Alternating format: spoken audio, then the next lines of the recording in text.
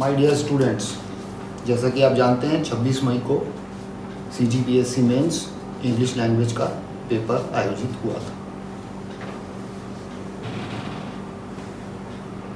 उसके जो क्वेश्चंस आए हैं उनका हम आंसर विथ रीज़न यहाँ डिस्कस करने जा रहे हैं। तो इस वीडियो में आपको CGPSC mains English language paper के सारे आंसर मिलेंगे।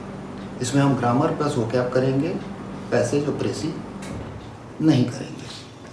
तो देखिए अब हम क्वेश्चन नंबर 1 को डील करते हैं। इसमें आपको बोल रहा है fill in the blanks with suitable degree of comparison. इसका मतलब ये है कि एडजेक्टिव से रिलेटेड क्वेश्चन है और एडजेक्टिव में 3 डिग्री होती है, पॉजिटिव, कंपैरेटिव एंड सुपरलेटिव। अब क्वेश्चन को देखते हैं। This is the dash, this is the blank chocolate cake that I have eaten. आपको गुड जो वर्ड लिखा है, जो एडजेक्टिव है जिसकी 3 डिग्री होती है, गुड, बेटर, बेस्ट, उसको यहाँ फिल इन करना है, उसका सूटेबल फॉर्म। अब यहाँ पर हम गुड लिखें, बेटर लिखें या बेस्ट लिखें, क्या लिखें? तो ये आपको क्लियर दिख रहा है कि यहाँ पर द लगा हुआ है और जो इस सेंटेंस की टोन है उसके हिसाब से यहाँ पर ये कह रहा है कि ये मेरा आज तक का खाया हुआ सबसे बढ़िया केक है। तो उसके हिसाब से यहाँ पर आप लिखोगे this is the best chocolate cake that I have eaten. ये मेरा आज तक का खाया हुआ सबसे बढ़िया चॉकलेट केक है।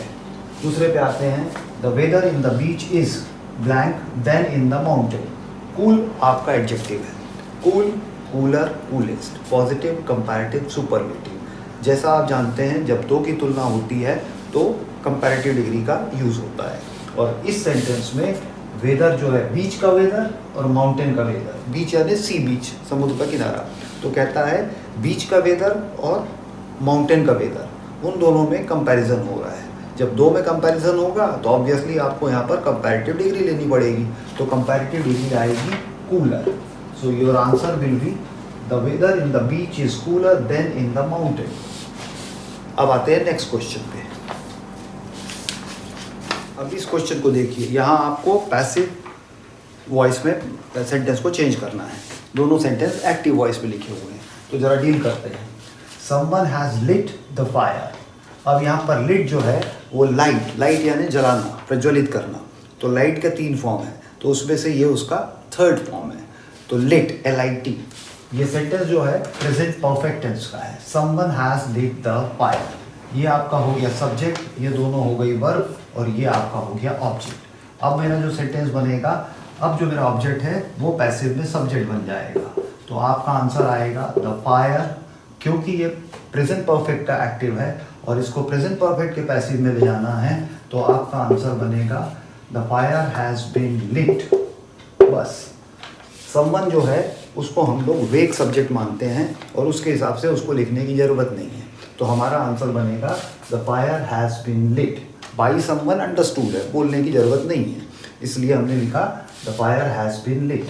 नेक्स्ट पे आते हैं। इसमें दे मेड हिम कैप्टन।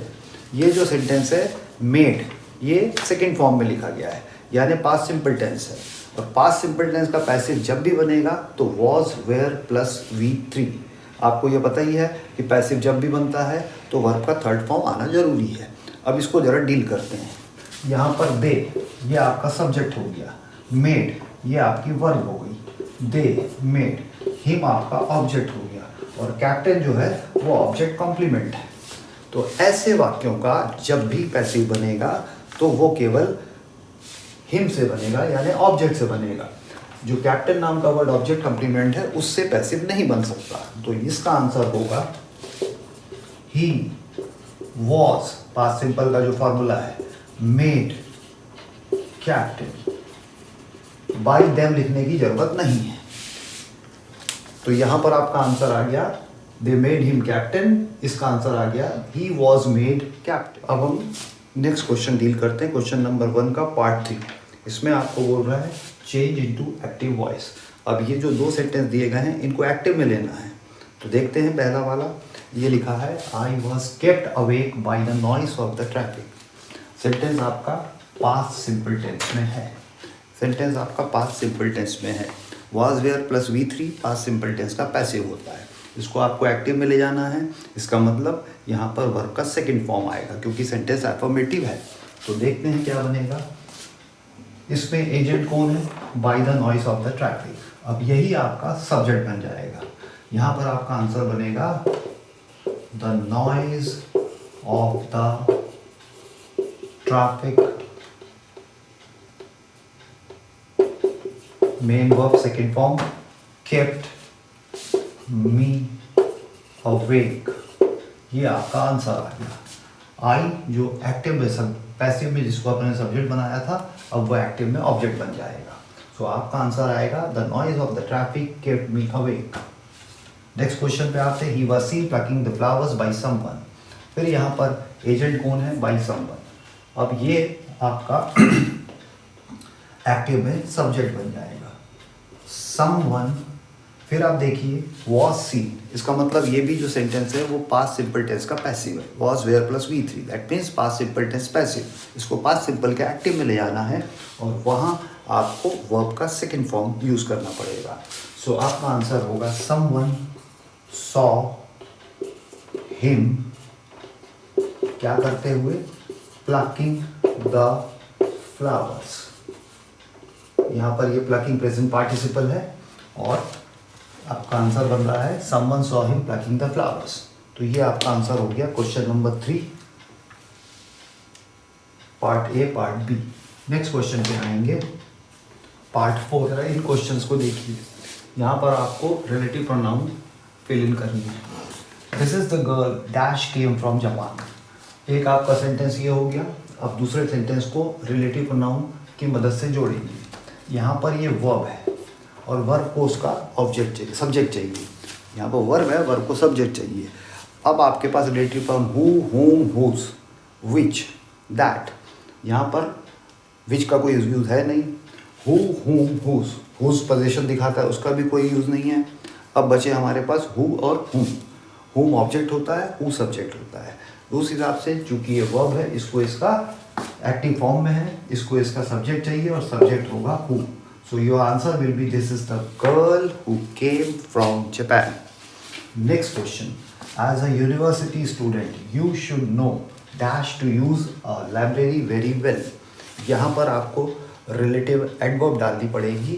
आपको ये कह रहा है कि एज ए यूनिवर्सिटी स्टूडेंट आपको ये पता होना चाहिए कि लाइब्रेरी को अच्छे से कैसे यूज़ किया जाए।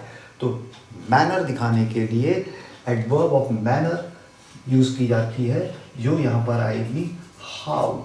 So your answer will be as a university student you should know how to use a library very well. ये आपका आंसर हो गया क्वेश्चन नंबर 4 का। अब हम आएंगे, ये सारे के सारे चारों क्वेश्चन नंबर 1 के पार्ट थे। अब हम आएंगे क्वेश्चन नंबर 2 डील करते हैं।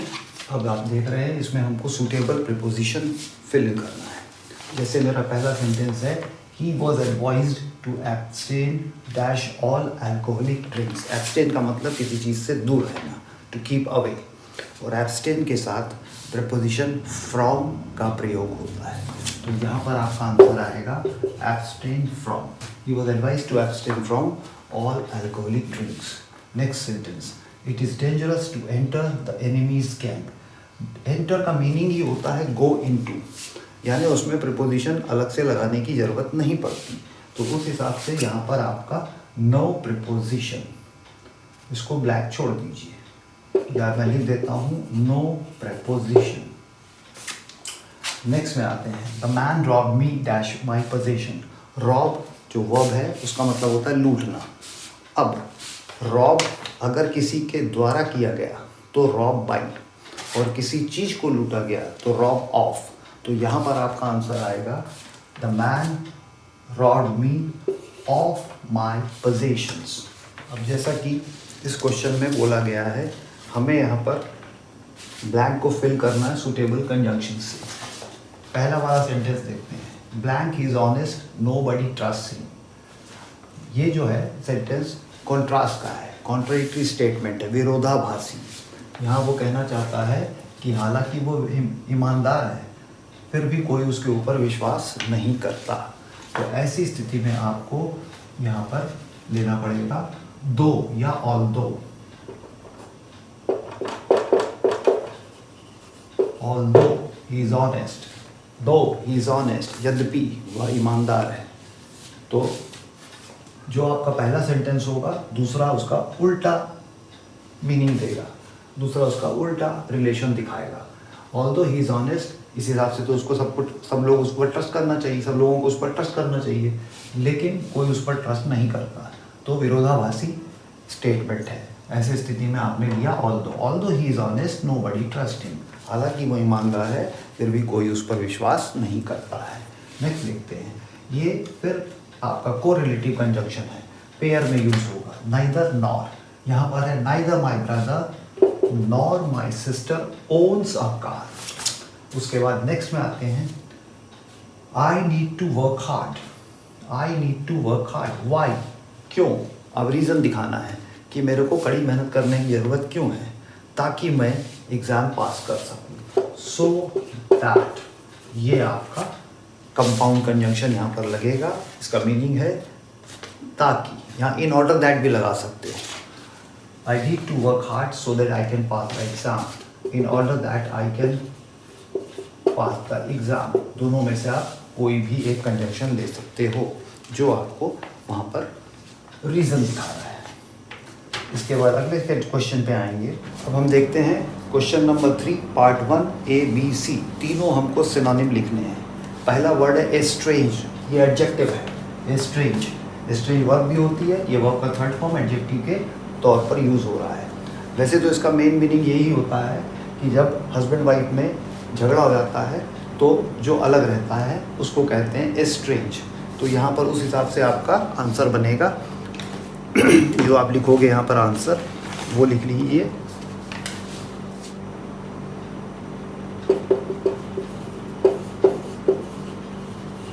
इनडिफरेंट, इसका मतलब उदासीन, ये भी इसका एक आंसर आता है। और दूसरा वन ऑफ द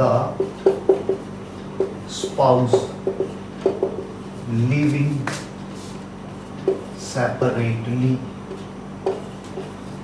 ये इसका आपका आंसर आ जाएगा। उसके बाद है second sentence, second word Angénieux, ये भी एडजेक्टिव है और इसका मैंने 2020 वाले उसमें पेपर में ये स्पेलिंग करेक्शन में आया था, तब भी मैंने इसकी मीनिंग आपको लिख के बताई थी। किसी काम को करने के लिए बहुत ही होशियारी या चालाकी से अपनी तैयारी करना, तो इसके लिए आंसर आएगा आपका ये, तो आप यही ले सकते हो क्लेवर। वैसे इसका आंसर है क्लेवरली कंट्राइव्ड, तो यहाँ पर आप ले सकते हो क्लेवर, क्राफ्टी, आर्टफुल, ये सब इसके सिनोनिम। उसके बाद नेक्स्ट जो वर्ड है वो है आपका डाइवर्ज, ये है वर्ब और इसका मतलब होता है किसी चीज़ को डिस्क्लोज करना, उजागर करना। तो यहाँ पर आप बोल सकते हो डिस्क्लोज, रिवील, एक्सपोज, तो ये सब इसके सिनोनिम हो गए। इसके बाद नेक्स्ट लेंगे एंटोनिम। क्वेश्चन नंबर 3 1 हो गया, अब क्वेश्चन नंबर 3 2, ये आपकी वर्ब हो गई। अब इनएविटेबल का मतलब होता है कि जो चीज़ होनी है, जिसको आप अवॉइड नहीं कर सकते, जिसको आपको करना ही पड़ेगा, लेकिन हमको यहाँ पर पूछ रहा है वो एंटोनिम। तो इसका मीनिंग तो होगा inevitable means which is certain to happen, which is sure to happen. तो इसका एंटोनिम आ जाएगा, वो आएगा अनसर्टेन, या आप कह सकते हो अनश्योर, या अवॉइडेबल, अवॉइडेबल, ये इसके एंटोनिम हो गए। इनएविटेबल यानी जो होना ही है, सर्टेन है, तो उसका उल्टा होगा अनसर्टेन, अनश्योर, अवॉइडेबल। वॉलंटरी, जिसको आप हिंदी में कहते हो स्वैच्छिक, तो उस हिसाब से इसका एंटोनिम आएगा यहाँ पर। एक तो हो सकता है जो आपकी इच्छा नहीं है, आपके ऊपर वो कराया गया है, तो फोर्स्ड। दूसरा आप कह सकते हो यहाँ पर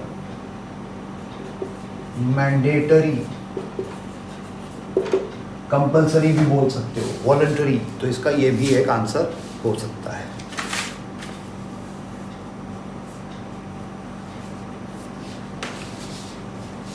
एक आप हिंदी में कहते हो अनिच्छापूर्वक, तो उसके लिए यहाँ पर ये भी कह सकते हो अनविलिंग। उसके बाद नेक्स्ट जो वर्ड है वो एक्सोनरेट, ये एक वर्ब है और इसका मतलब होता है टू फ्री फ्रॉम ब्लेम, दोष मुक्त करना। तो इसका उल्टा देना है आपको, तो इसका उल्टा फिर क्या होगा? तो एक आप ले सकते हो एक्यूज, आरोप लगाना, दूसरा है ब्लेम, उसका भी मतलब वही है, दोष मढ़ना, और उसके अलावा आप इसमें एक और ले सकते हो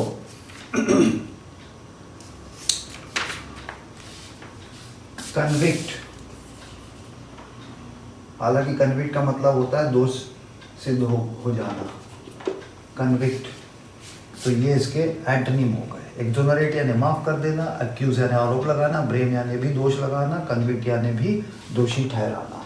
तो ये इसके एंटोनिम हो गए। अब उसके बाद हम नेक्स्ट क्वेश्चन पे आएंगे। ये वन वर्ड सब्स्टिट्यूट, यानी यहाँ पर आपको 3 सेंटेंस दिए हैं, उनका आपको वन वर्ड में आंसर करना है।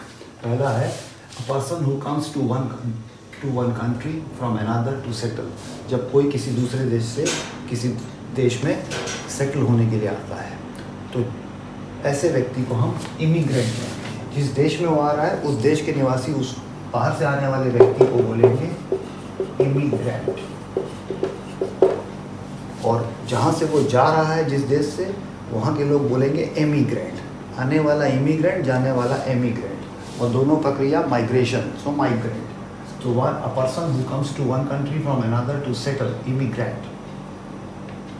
दूसरा है capable of catching fire easily, ऐसी चीज़ जो ज्वलनशील हो, जो जल्दी से आग पकड़ ले।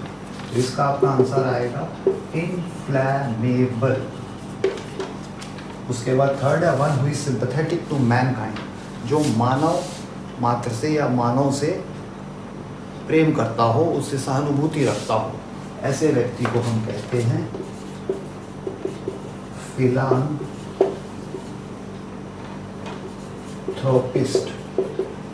फिलान्थ्रोपिस्ट, लवर ऑफ मैनकाइंड, फिलान्थ्रोपिस्ट।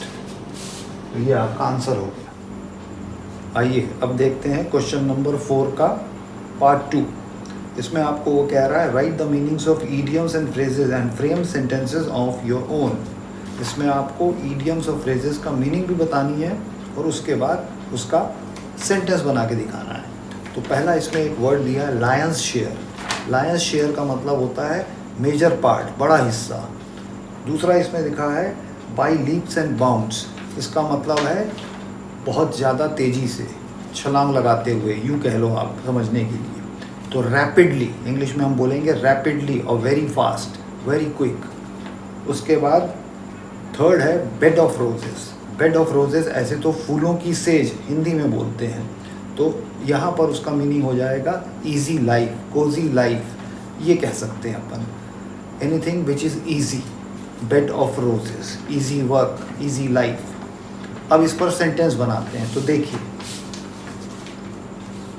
मैंने यहाँ पर भी इनका मीनिंग लिख रखा है लायंस शेयर, मेजर पार्ट। अब इसका सेंटेंस बना the gang leader, subject demanded, verb the Lions share in the बूटी। बूटी का मतलब होता है लूट का माल।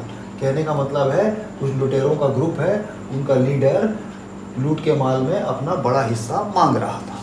तो ये आपका सेंटेंस बना इस फ्रेज से। अब दूसरे पे आते हैं बाई लीप्स एंड बाउंड्स। ये मैंने मीनिंग लिखी है रैपिडली और फास्ट। अब इस पर एक सेंटेंस बनाते हैं Suresh has made progress in career by leaps and bounds. इसका मतलब ये हो गया कि सुरेश ने अपने करियर में बहुत तेज़ी से विकास किया है या बढ़ोतरी की है। बेड ऑफ रोजेस, इसका मैंने मीनिंग यहाँ पे लिखा इजी और कंफर्टेबल। अब एक सेंटेंस, ये इंग्लिश में कहा भी जाता है life is not bed of roses, यानी जीवन केवल फूलों की शैया नहीं है। तो ये आपका बन गया इडियम और फ्रेजेस का meaning as well as sentence.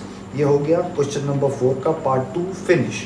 अब इसके बाद आएंगे क्वेश्चन नंबर 5। अब जरा इस सेंटेंस को देखिए। इसमें ये कह रहा है कि आपको ये सेंटेंस में जो गलती है तो उसको दूर करिए और फिर से लिखिए। री right the following sentences after making necessary changes. The poor villagers have waited in bitter cold for more than 4 hours now. कहना चाह रहा है कि बेचारे ग्रामीण लोग इतनी कड़ी ठंड में 4 घंटे हो गए हैं वेट करते हुए। अब इसमें आपको एक तो टाइम ड्यूरेशन दिया है for 4 hours, for more than 4 hours. जब आपको ये टाइम ड्यूरेशन मिले जिसको हम एक्सप्रेस करते हैं फॉर के द्वारा, फॉर नाम के प्रीपोजिशन से, तो वैसे स्थिति में आप वाक्य को प्रेजेंट परफेक्ट कंटिन्यूअस टेंस में बनाते हैं। तो उसके हिसाब से यहाँ पर हम इसको, वैसे तो ऐसा भी बोला जा सकता है, लेकिन मूलतः इसको अपन प्रेजेंट परफेक्ट कंटिन्यूअस टेंस में बनाते हैं। तो उसके हिसाब से आपका आ जाएगा ये answer, the poor villagers have been waiting in bitter cold, यानी हमने इसको रिप्लेस कर दिया हैव वेटेड को हैव बीन वेटिंग से, और सेंटेंस बन गया प्रेजेंट परफेक्ट कंटिन्यूअस का। क्यों बना? क्योंकि यहाँ पर फॉर के द्वारा हमको टाइम ड्यूरेशन बता रहा है। The poor villagers have been waiting in bitter cold for more than 4 hours now. अब जरा दूसरे सेंटेंस को देखिए, इसमें लिख रहा है if it will rain the match will be abandon. इसका मतलब ये है अगर बारिश होगी तो मैच रोक दिया। अबैंडन का वैसे मतलब होता है त्यागना, फेंकना, छोड़ना, इतना। तो यहाँ पर वो कह रहा है कि अगर बारिश होती है तो मैच बंद कर दिया जाएगा, रोक दिया जाएगा।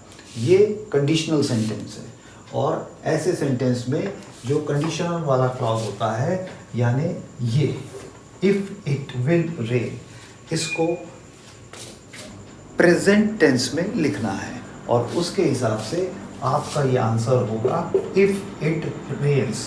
तो इट विल रेन नहीं बोलेंगे, आप कहेंगे if it rains.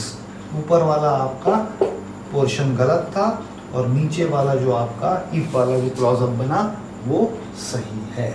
If it rains the match will be abandon. देखिए यहाँ पर 4 years का ड्यूरेशन दे रखा है, और ड्यूरेशन के लिए सिंस नहीं फॉर का प्रयोग होता है।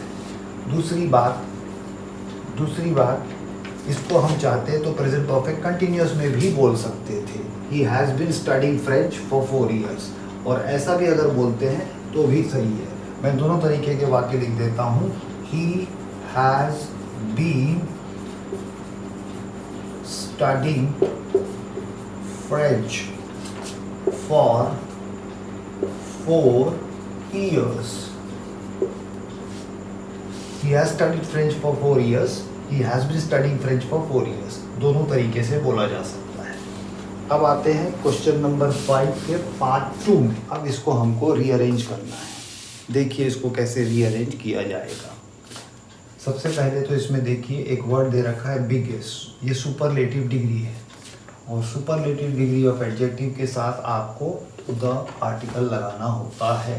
तो आपका एक फ्रेज तैयार हुआ द बिगेस्ट। अब उसके बाद जब अगर आपने एडजेक्टिव का इस्तेमाल किया तो वो जरूर किसी न किसी नाउन को मॉडिफाई करेगा। नाउन यहाँ पर 3 है, एक है लाइफ, एक है थ्रेट, एक है अर्थ। तो बिगेस्ट लाइफ हो नहीं सकती, बिगेस्ट अर्थ हो नहीं सकता, नेचुरली वो द बिगेस्ट थ्रेट होगा। थ्रेट यानी खतरा। अब यहाँ पर एक और एडजेक्टिव दे रखा है सिंगल। ये सिंगल नाम का एडजेक्टिव फिर किसी नाउन को क्वालिफाई करेगा। तो सिंगल लाइफ नहीं हो सकती, सिंगल अर्थ नहीं हो सकता, यानी वो थ्रेट को ही क्वालिफाई कर रहा है। तो दोनों बिगेस्ट और सिंगल थ्रेट नाम के नाउन को क्वालिफाई कर रहे हैं, और आप इसको इस क्रम में लिखेंगे द सिंगल बिगेस्ट थ्रेट। और थ्रेट के साथ जिस चीज़ को खतरा है तो वहाँ पर थ्रेट के साथ टू लगाओगे। तो the single biggest threat to what, to, फिर आपका ये चूंकि प्रीपोजिशन है आगे नाउन आएंगे। तो नाउन थ्रेट तो आपने यूज़ कर ली, अब है लाइफ और अर्थ। तो लाइफ अर्थ, यहाँ पर टू अर्थ या टू लाइफ ऑन अर्थ, क्या सही होना चाहिए? तो आपका सही होगा टू लाइफ ऑन अर्थ। अब आपका सेंटेंस बनना शुरू हुआ, the single biggest threat to life on earth. पृथ्वी पर जीवन को सबसे बड़ा खतरा काहे से है? Is global warming. अब आपके पास बच गया एक शब्द, वो है टुडे। ये टाइम एडवर्ब है, वैसे तो ये लास्ट में लिखी जाती है, अगर एम्फेसाइज करना है तो शुरू में भी लिख सकते हैं। Today the single biggest threat to life on earth is global warming.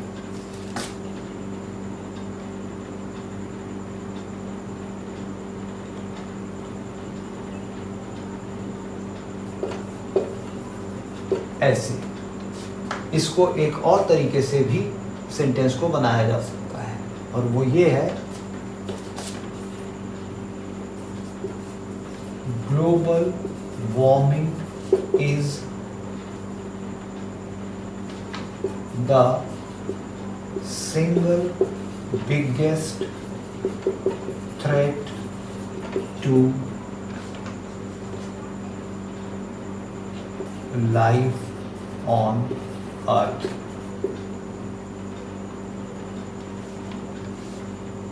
अब रही बात टुडे की, तो टुडे अगर आपने शुरू में लिखा एम्फेसाइज करने के लिए वो भी ठीक है, और अदरवाइज जैसा इसका क्रम होता है उसको आखिरी में भी लिख सकते हैं। Global warming is the single biggest threat to life on earth today. क्योंकि अपन एम्फेसाइज कर रहे हैं इसलिए इसको शुरू में लिखते हैं। टुडे सिंगल लार्ज, अब आपको दोनों में पढ़ के सुनाता हूँ। Today the single biggest threat to life on earth is global warming. Today global warming is the single biggest threat to life on earth. अब जरा इस स्ट्रक्चर को देखिए, are we enjoy that belong to us then if much more they borrowed reading books. अब यहाँ पर आप गौर करिए, देन नाम का कंजंक्शन लगा, it means there are two sentences, दो सेंटेंस इसमें हैं। अब इनको आपको क्रम से सही ऑर्डर में जमाना है। तो देखिए, एक इसमें आपका सेंटेंस बना बनाया है, वी एंजॉय, और एंजॉय के बाद जेरेंडियल फॉर्म में वर्ब आती है। वी एंजॉय व्हाट, हम क्या एंजॉय करते हैं? We enjoy reading books. कितना? मच मोर, बहुत ज़्यादा। कब? If, conditional sentence, if they belong to us. अब चूंकि यहाँ पर आपको कंपैरिजन करना है, मोर लिखा हुआ है, आप देन का इस्तेमाल करेंगे, देन उसके बाद फिर आपका नया सेंटेंस होगा, वो आएगा दैट आर बोरोड। तो अब आप इसको देखिए, आपका स्ट्रक्चर बन के तैयार हुआ। We enjoy reading books much more if they belong to us than that are borrowed. कहने का मतलब ये है कि उधार ली गई किताबों की तुलना में अगर किताब हमारी खुद की है तो उसको पढ़ने में बहुत ज़्यादा मज़ा आता है। क्योंकि यहाँ मोर का प्रयोग हुआ है इसलिए देन का प्रयोग हुआ है, और एक सेंटेंस आपका ये हो गया और दूसरा इसके ऊपर है। तो ये इसका स्ट्रक्चर तैयार हुआ। इसके बाद हम अगले क्वेश्चन पे जाएंगे। अब जरा इसको देखिए, look hearing I from forward soon you to. अब हमको जब सेंटेंस फॉर्म करना होता है सबसे पहले हमको रिक्वायरमेंट होती है सब्जेक्ट की। सब्जेक्ट यहाँ पर आई और यू दोनों बन सकते हैं, दोनों ही प्रोनाउन हैं, लेकिन जैसा इस सेंटेंस की टोन है उसके हिसाब से यहाँ पर आएगा आई, और उसके बाद वर्ब आएगी लुक फॉरवर्ड और टू। ये पूरा एक फ्रेज बनता है, look forward to, I look forward to, और इसके बाद जेरेंडियल फॉर्म में वर्ब आती है तो वो आ जाएगी hearing, I look forward to hearing. किससे? From you soon. फिर यहाँ पर आपकी टाइमेड वर्ब आ गई जिसको हमने पीछे रख दिया, I look forward to hearing you from you soon. तो आपका स्ट्रक्चर बना, I look forward to hearing from you soon. इससे आपका क्वेश्चन नंबर 5 भी पूरा हुआ। अब आएंगे क्वेश्चन नंबर 6 पर। एक वर्ड पहला वाला दिया है ए, वैक्यूम। जो क्वेश्चन में दिया है वो ये है, और इसका सही फॉर्मेशन होगा वैक्यूम, डब्ल्यू। दूसरा दे रखा है ऑकरेंस, इसका सही स्ट्रक्चर बनेगा OCCURRENCE, ऑकरेंस। उसके बाद थर्ड सी, ओकेजन। इसमें क्वेश्चन में दिया हुआ है OCASION, आपका आंसर बनेगा OCCASION, ओकेजन। इसके बाद चलते हैं 6(2). क्वेश्चन नंबर 6 पार्ट 2 को ऑप्शन दिया है वर्ब का टेक। अब इस टेक का appropriate form you have to fill in. अब पहली बात तो आप ये देखिए, ये क्वेश्चन पास्ट को डील कर रहा है, यानी जो आपका सेंटेंस बनेगा वो पास्ट सिंपल टेंस में बनेगा, और पास्ट सिंपल टेंस में टेक का सेकंड फॉर्म होता है टू। इसका मतलब है बहुत गर्मी थी इसलिए मैंने अपना कोट निकाल दिया। नेक्स्ट क्वेश्चन पे आते हैं B. Jyoti dash for me when I right.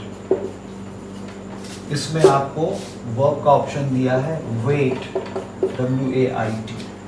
अब इसका जो एडवर्बियल क्लॉज है वो टाइम को शो कर रहा है, व्हेन आई अराइव्ड, और ये पास्ट टेंस में है।